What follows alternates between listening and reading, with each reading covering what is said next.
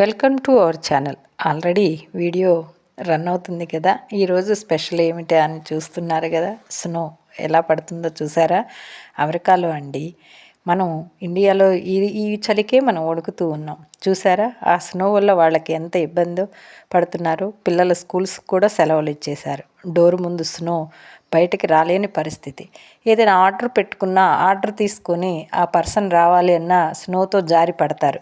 వీళ్ళు బయటికి వెళ్ళి కారు తీయాలి అన్నా స్నో ఉంటే స్లిప్ అవుతుంది. క్లీన్ చేయడానికి కొంత టైం పడుతుంది. అందుకని ఈలోగా వాళ్ళే స్నో క్లీన్ చేసుకోవాలి. పాత్ అంటే వాకింగ్ పాత్ ఎదురుగా చూడండి, అందరూ కష్టపడుతున్నారు. ఇంట్లో ఉన్నవారంతా కూడా అలా పనులు చేసుకోవాల్సిందే. మనలాగా కొంచెం మ్యాన్ పవర్ తక్కువగా ఉంటుంది, మెషిన్ పవర్ అమెరికాలో ఎక్కువగా ఉంటుంది. ఏ చిన్న పనికైనా మనుషులు దొరకాలి అంటే కొంచెం ఇబ్బందిగా ఉంటుందండి. చూసారా, ఎంత తీసినా వస్తూనే ఉంది. మా మనవడు కూడా ఎంత ఇంట్రెస్ట్ చూపుతున్నాడు స్నో తీయడానికి. ఇక మా అమ్మాయి పని అయిపోయింది. ఇక అల్లుడు మనవడు కలిసి క్లీన్ చేస్తున్నారు. ఆ స్నో అంతా చూడటానికి చాలా అందంగా ఉన్నా వాళ్ళకి చాలా ఇబ్బందిగా ఉంటుంది. చలిగా బయటికి రావాలంటే చాలా ఇబ్బందిగా ఉంటుందండి. చూడటానికి కార్లు అన్నీ కూడా మునిగిపోయినాయి. చూస్తున్నారు కదా, ఇంటి మీద కార్లు. అదిగో క్లీనర్ వచ్చారండి, ఆయన వాకింగ్ ఏరియాలో క్లీన్ చేస్తున్నారు. వీళ్ళు ఇంటి ముందు క్లీన్ చేసుకుంటున్నారు. కానీ లోపలికి బయటికి ఈ వాహనాలు తిరగడం ఇలాంటివి ఏమీ జరగటం లేదు. ఎన్ని అవరోధాలున్నా అమెరికా దూసుకొని పోతూ ఉంది. అనుకూల వాతావరణం లేకపోయినా వారు ఎలా ఎంజాయ్ చేస్తున్నారు. మనకి అన్ని కాలాలు అనుకూలంగా ఉన్నా అమెరికాతో మనం పోటీ పడలేకపోతున్నాం.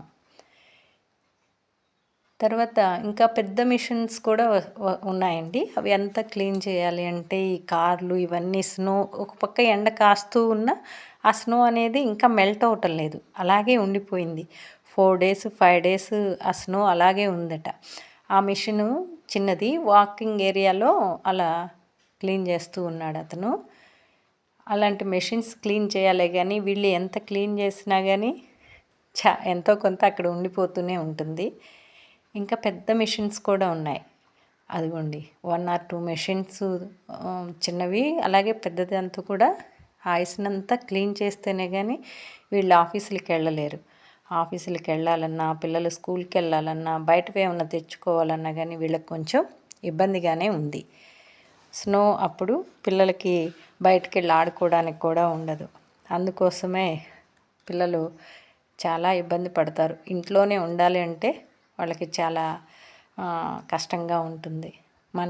మనకైతే పిల్లలు చక్కగా బయట హాయిగా ఎండ గాలి వానకు తిరుగుతూ స్వేచ్ఛగా చాలా స్టామినాతో ఉంటారు.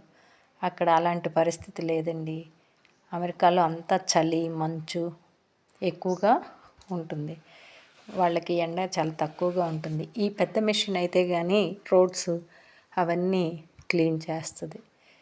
వీళ్ళకి అప్పటి వరకు హాలిడేసే. బుడ్డడు బయట తిరగడానికి ఆ మెషిన్స్ క్లీన్ చేస్తే చూడటానికి బయటకు వచ్చేసారు. ఫుల్గా కవర్ చేసుకోవాల్సిందే. గ్లౌస్, షూస్, స్వెట్టర్స్ కూడా చలిని బట్టి వేసుకునే స్వెట్టర్స్ ఉంటాయి. మనలాంటి పలచ వేసుకుంటే అక్కడ చాలా కష్టంగా ఉంటుంది.